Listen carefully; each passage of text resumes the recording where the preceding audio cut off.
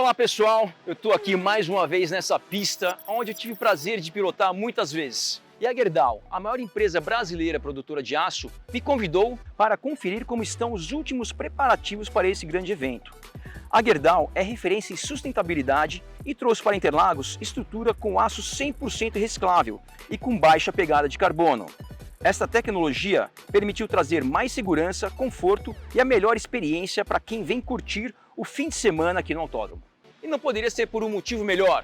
Estamos chegando na 22ª etapa do Campeonato Mundial de Fórmula 1, aqui num dos circuitos mais tradicionais do calendário, o Autódromo de Interlagos.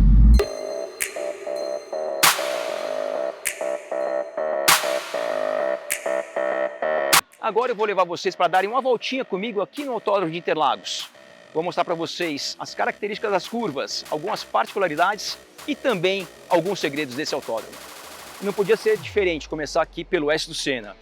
O S do Senna não só é um ponto mais icônico desse circuito, que foi projetado pelo nosso querido e saudoso Ayrton Senna, mas também é um dos pontos mais difíceis aqui do Autódromo de Interlagos. Por quê? Logo de cara a gente tem a seguinte situação.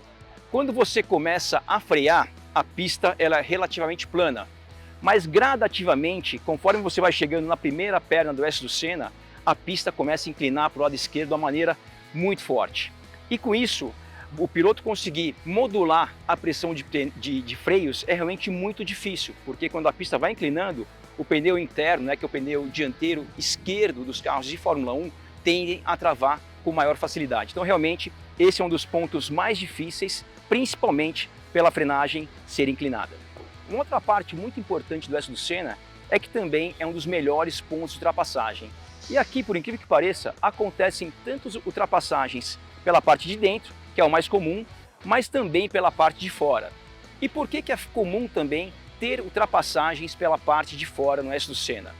Porque o piloto que está por fora na primeira perna, que é para a esquerda, ele vai ficar por dentro na segunda perna, que é do lado direito. Então, como eu falei, aqui você pode ultrapassar tanto por dentro quanto por fora. E além dessas duas opções de ultrapassagem que eu passei para vocês no S do Senna, tanto por dentro quanto por fora, ainda tem uma terceira opção, que é o piloto de trás ameaçar que vai ultrapassar, o piloto da frente se defende, perde um pouco a tangência aqui na primeira perna e acaba entrando mais fraco na reta oposta. E quem usou essa estratégia muito bem em 2021 foi Lewis Hamilton em cima de Max Verstappen. E para finalizar, o outro segredo do S do Senna é o seguinte: a primeira perna você tem que contornar rápido, mas não muito, porque se você contorna muito rápido a primeira perna, você acaba se afastando um pouco demais da parte interna e acaba ficando mal posicionado para a segunda perna e com isso acaba perdendo tempo na reta oposta inteira. Então realmente essa pista, e nessa parte aqui em particular, é muito técnica e muito difícil.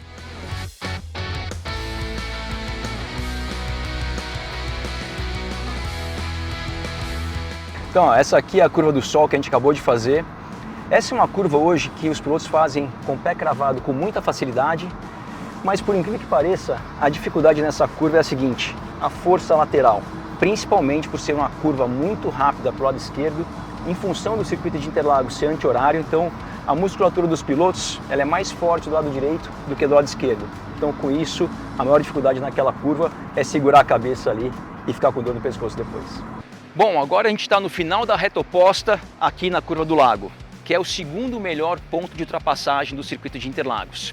Não é tão bom quanto o S do Senna por dois motivos. Primeiro, que mesmo que vindo aqui da reta oposta com a abertura da asa móvel, essa frenagem é um pouco mais curta, em função da curva ser um pouco mais rápida. Mas também é uma das curvas mais desafiadoras desse circuito e aqui as ultrapassagens, diferentemente do S do Senna, normalmente só acontecem pelo lado de dentro da pista. Agora a gente está chegando na segunda perna da curva do lago, que apesar de ser uma curva também, tanto na Fórmula 1 quanto em outras categorias, ela é de pé embaixo fácil, mas mesmo assim é uma curva gostosa porque a gente não consegue ver a saída dela, é uma curva cega.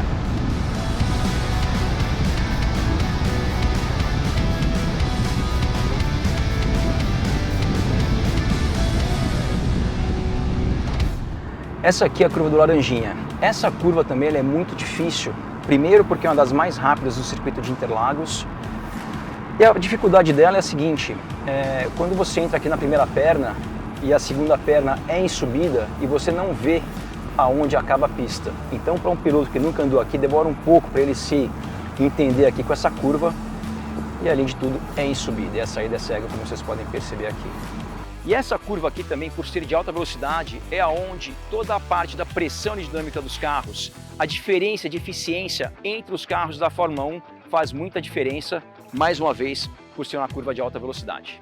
Bom, a gente acabou de passar pela uma das partes mais rápidas do circuito de Interlagos, que é a curva do Laranjinha, e agora a gente está chegando aqui numa das partes mais lentas, que é a combinação da curva do Pinheirinho e do Bico de Pato. Nesses pontos do circuito, duas coisas são muito importantes. Primeiro, a frente do carro ser muito precisa, para você não ter que dar muito volante na entrada dessas curvas de baixa velocidade. Quando você não dá muito volante, você consegue acelerar mais cedo. Então a parte de suspensão aqui, principalmente na parte da tração, é muito importante para você ganhar tempo. E um segredo aqui da curva do Pinheirinho é o seguinte: se o piloto coloca as rodas internas nessa parte aqui, o carro acaba inclinando um pouquinho e o piloto consegue contornar um pouco mais rápido. Isso é segredo, aí não conta para ninguém.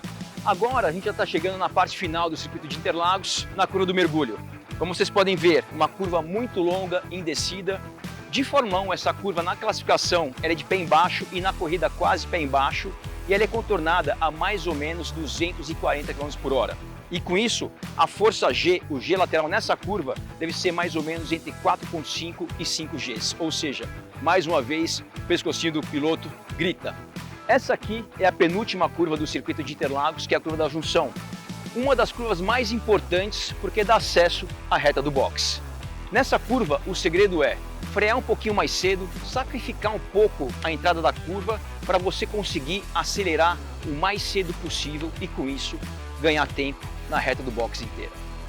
E essa curva aqui é muito difícil ter ultrapassagem nela, mas por mais incrível que pareça, foi justamente aqui que o Hamilton ultrapassou o Timo Glock naquela corrida de 2008 e com isso conquistou o título daquele ano. É sempre uma experiência muito boa estar aqui em Interlagos. Agora é só esperar os protagonistas da Fórmula 1 chegarem por aqui e acompanharem tudo de perto pelos canais digitais da Band. Um grande abraço e até lá!